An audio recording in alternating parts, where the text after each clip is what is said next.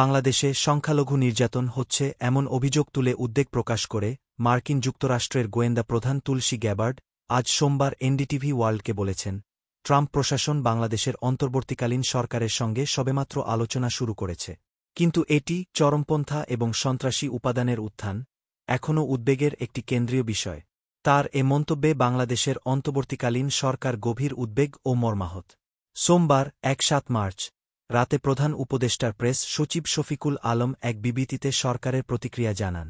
এতে বলা হয়, তুলসী গ্যাবার্ড বাংলাদেশে ধর্মীয় সংখ্যালঘুদের ওপর নিপীড়ন ও হত্যা এবং দেশে ইসলামী সন্ত্রাসীদের হুমকি, একটি ইসলামী খেলাফতের সঙ্গে শাসন করার মতাদর্শ এবং উদ্দেশ্যের মূলের মধ্যে নিহিত বলে অভিযোগ করেছেন। তার এ বিবৃতি বিভ্রান্তিকর এবং বাংলাদেশের ভাবমূর্তি ও সুনামের জন্য ক্ষতিকর। গ্যাবার্ডের মন্তব্য কোনো প্রমাণ বা নির্দিষ্ট অভিযোগের ভিত্তিতে নয়।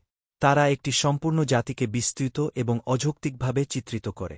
বিশ্বের অনেক দেশের মতো বাংলাদেশও চরমপন্থার চ্যালেঞ্জের মুখোমুখি হয়েছে, তবে আইন প্রয়োগ, সামাজিক সংস্কার এবং অন্যান্য সন্ত্রাসবাদ বিরোধী প্রচেষ্টার মাধ্যমে এই সমস্যাগুলি মোকাবেলা করার জন্য মার্কিন যুক্তরাষ্ট্রসহ আন্তর্জাতিক সম্প্রদায়ের সঙ্গে অংশীদারিত্বের ভিত্তিতে ক্রমাগত কাজ করে চলেছে।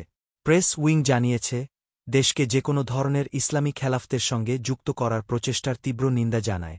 চরমপন্থা ও সন্ত্রাসবাদের বিরুদ্ধে লড়াই যে আমাদের যৌথ বিশ্বব্যাপী প্রচেষ্টার সমর্থনে বাংলাদেশের অন্তর্বর্তীকালীন সরকার তথ্যের ওপর ভিত্তি করে এবং সমস্ত জাতির সার্বভৌমত্ব ও নিরাপত্তার প্রতি শ্রদ্ধার ভিত্তিতে গঠনমূলক সংলাপে অংশগ্রহণ করতে প্রতিশ্রুতিবদ্ধ।